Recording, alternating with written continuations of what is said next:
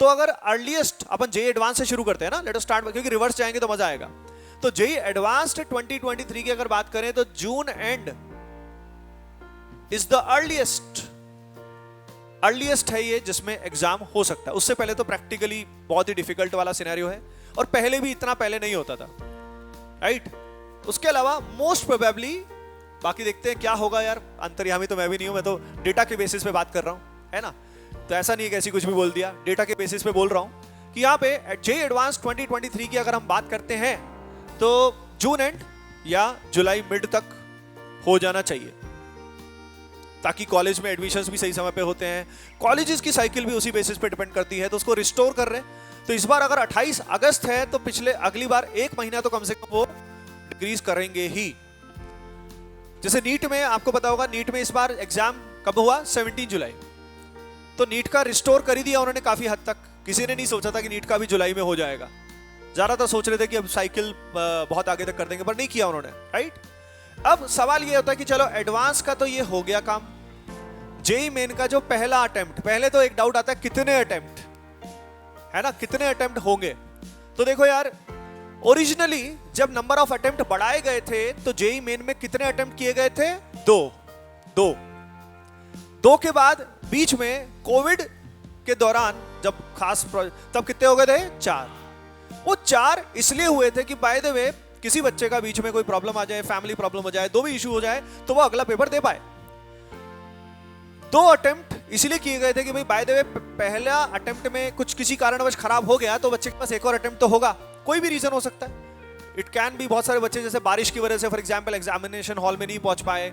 अब वो बात अलग है कि ये सब टुल्लू अब बारिश के टाइम ही पेपर करवा रहे मजबूरी में, लेकिन बच्चों को बड़ी दिक्कत आ रही है। पर द पॉइंट इज कि दोनों में गैप भी सफिशिएंट होना चाहिए। अभी पेपर्स में उतना गैप नहीं आ रहा है, पहले आता है, अगले पेपर में जस्ट 1 महीने का गैप रहता है। तो ओरिजिनली जब ये हुआ था तो पहली बार जब एग्जाम हुआ था तो कब हुआ था, जनवरी एंड में। तो मेरा मानना ये है, मेरा एक्सपेक्टेशन ये है कि पर्पस ये है कि दोनों पेपर्स में गैप रहे, राइट। उस बेसिस पे एट द अर्लीस्ट, क्योंकि अभी अगस्त एंड तक तो एडवांस है, फिर काउंसलिंग रहेगा, काफी कुछ रहेगा, सितंबर तो ऐसे ही चला जाएगा, फिर नोटिफिकेशन आता है, उसको आने में तकरीबन ये मान लो आप अक्टूबर नवंबर एंड या दिसंबर पहुंच जाएगा। तो eight the earliest I think पहले अटेम्प्ट का जो है फेब मिड या फेब एंड जो है, ये एट द अर्लीस्ट पॉसिबल है। इससे पहले हाँ फेब मिड या फेब, वही तो कह रहा हूं, उससे जस्ट पहले हो सकता है। जैसे मान लो आपका बोर्ड जो आएगा उससे जस्ट पहले कुछ समय हो सकता है। नॉर्मली पहले यही होता था कि एक बोर्ड से पहले और एक बोर्ड के बाद। अब जनवरी एंड भी पॉसिबल थ्योरेटिकली तो है, पर लेट अस सी क्या होता है ना। अपन यहाँ पे अपने कोर्स के अंदर उसी बेसिस पे स्ट्रेटेजाइज कर देंगे, डोंट वरी, आपको टेंशन लेने की जरूरत नहीं है ना। आपको गाइड कर देंगे कैसे अपन क्या क्या करेंगे, है ना। तो फेब मिड फेब एंड इसके चांस ज्यादा है, जनवरी एंड के थ्योरेटिकली चांस है, प्रैक्टिकली कम लग रहे हैं। उसके बाद अगर सेकंड अटेम्प्ट की बात करें तो वो होता है आफ्टर बोर्ड्स, यानी उसके चांस जो है at the earliest April, most probably in May, ताकि इनमें 2-3 महीने टाइप का गैप रहे।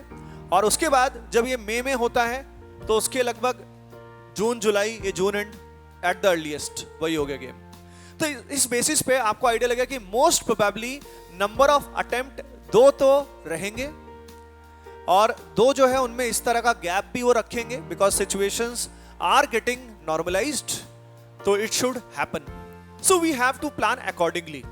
यहां पे भी हम लोग उसी बेसिस पे आपका प्लान कर रहे हैं, लेकिन बाकी एग्जैक्ट जब नोटिफिकेशन आएगा, क्योंकि कई बार क्या होता है कि पेपर हो सकता है कि मान लो उन्होंने सीधा अप्रैल से ही स्टार्ट किया और अप्रैल के बाद अगला स्लॉट जो लिया वो मई में या जून में ले लिया फॉर एग्जाम्पल। तो क्या है कि फिर कोर्स अगर बहुत जल्दी जल्दी करेंगे तो फिर समझ में नहीं आता है, राइट। कई बार ऐसा हो जाता है, ये एग्जाम बहुत ही लेट हुआ और हमने फॉर एग्जाम्पल जनवरी एंड के हिसाब से पढ़ाना शुरू कर दिया, फिर तो वो क्रैश कोर्स बन जाएगा, राइट। तो वो हम बैलेंस कर लेंगे, don't worry about that, will plan about this, ये हमारी रिस्पॉन्सिबिलिटी है।